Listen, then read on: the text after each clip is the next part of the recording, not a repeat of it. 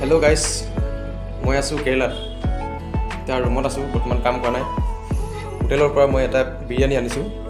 এইটো বিৰিয়ানীটো হৈছে দাম হৈছে 175 টকা। কি কি আছেনো তাকে চাওকচোন আহক। এইটো বিৰিয়ানীটো খুলি দেখাই দিছোঁ।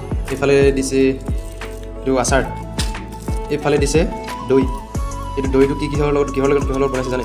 এই দৈটো পিঁয়াজ দিছে, জলকীয়া দিছে, নিমখ দি দিছে, এইফালে পাপৰ।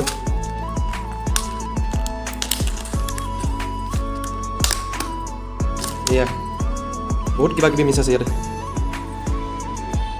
এইডোখৰ চিকেন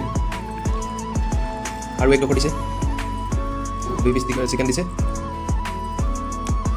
এয়া বেছ।